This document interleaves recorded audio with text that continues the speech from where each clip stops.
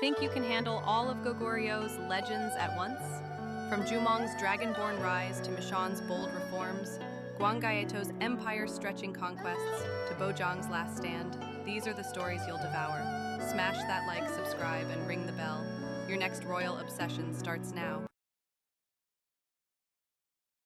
What if a rebel leader proclaimed himself Maitreya's chosen and founded a new Goguryeo? Meet Gungye. He united Scylla's northern clans, merged Buddhist chants with shamanic rites, and ruled by prophecy and terror. But when his false visions began to unravel, whose loyalty cracked first? And could his dream of salvation turn into a reign of endless fear? What if a warlord uniting fractured kingdoms did it through brides and ballots, not just blades? Meet Wang Jian. He raised later Goguryeo, married into later Baekje's clans, and proclaimed Goryeo first reign, all while granting land via the revolutionary Gwajian system. But could showering generals with fields mask the grudges of the dispossessed? And how did his cultural embrace of song and tongue shape a dynasty that would last centuries? What if a warlord crowned himself king by giving land instead of seizing it? Meet Gyan Huan. He seized Jeolla and Chungcheong, carved out later Baekje, and outfoxed rivals by handing out farmland to his followers. But could those generous deeds sow the seeds of betrayal? And how did his naval trade ventures shape a kingdom built on both sword and sail? What if a king seized his crown from his own father to save a kingdom from tyranny? Meet Gyeon Singam of later Baekje. He toppled Gyeon Hwan's brutal reign, fortified the walls of Mujinju, and rewrote the rules of power with ruthless purges and tax reforms. But in doing so, did he betray the very people he vowed to protect? And could that blood-soaked beginning doom his legacy? What if a queen lit 100,000 lanterns to save a starving realm, only to see power slip through her fingers?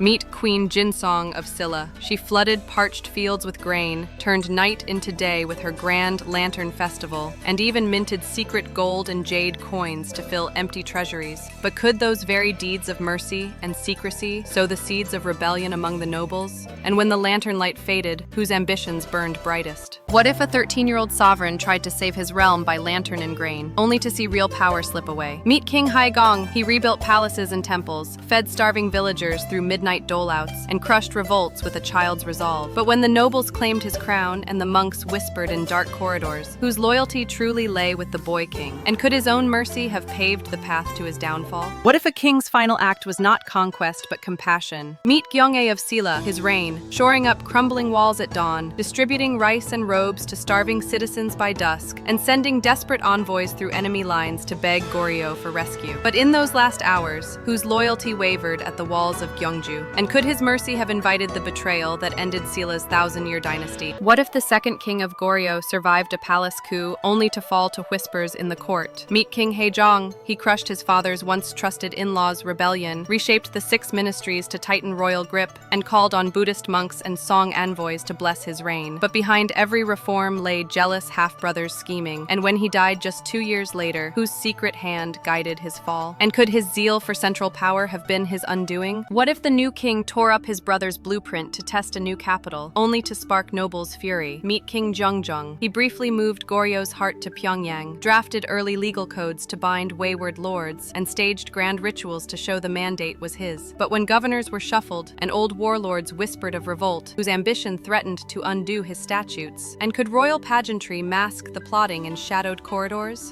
What if a king freed thousands only to bind them in service, and rewrote the rules of power with an iron pen? Meet King Gwangjong. He unleashed the slave purge edict to break aristocratic fiefdoms, launched Korea's first state exams, and recast Goryeo into a centralized realm of 2 departments and 6 ministries. But when nobles saw their estates vanish and their sons tested, whose secret plots brewed in shadowed halls? And could his zeal for merit sow the seeds of the very rebellions he crushed?